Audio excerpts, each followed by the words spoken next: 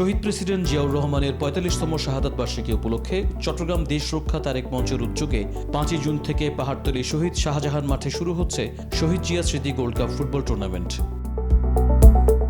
এই উপলক্ষে বিকালে পাহাড়তলীর শহীদ শাহজাহান মাঠে ট্রফি উন্মোচন ও সংবাদ সম্মেলন অনুষ্ঠিত হয়।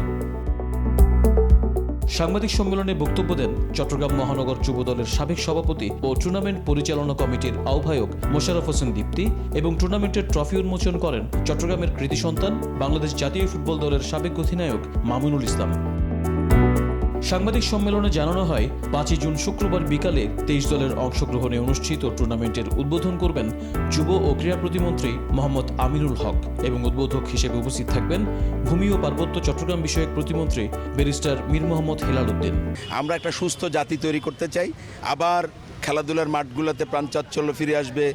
নতুন উদ্দীপনায় আমরা যুব সমাজকে তৈরি করব, যারা শারীরিকভাবে সক্ষম থাকবে, মানসিকভাবে সক্ষম থাকবে এবং খেলাধুলা নতুন জাগরণের মাধ্যমে আমরা একটা সুস্থ জাতি তৈরি করব। টুর্নামেন্ট হলে আমি মনে করি যে ইয়ং জেনারেশন বেরিয়ে আসবে ভালো জায়গায়। আপনি যখনই রিপ্রেজেন্ট করেন, যেখান থেকে করেন, আপনার এই ধরনের টুর্নামেন্ট খুবই ইম্পর্ট্যান্ট আমাদের ডিস্ট্রিক্টগুলির জন্য, জেলার জন্য। মাদকের একটা জায়গা থেকে আমাদের ইয়ং জেনারেশনকে বাঁচানোর জন্য টুর্নামেন্ট খুবই ইম্পর্ট্যান্ট। টুর্নামেন্টের চ্যাম্পিয়ন দলকে ২ লাখ এবং রানার্স আপ দলকে ১ লাখ টাকা প্রাইজ মানি দেওয়া হবে।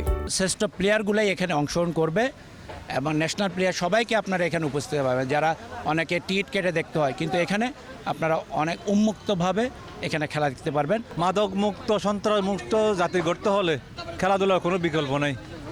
এরই ধারাবাহিকতায় নতুন করে থেকে শুরু করে বিভিন্ন ধরনের খেলাধুলার আয়োজন করছে।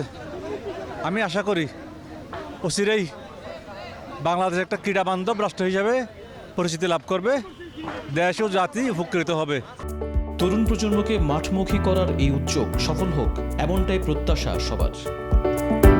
Tajul Islam, N sports.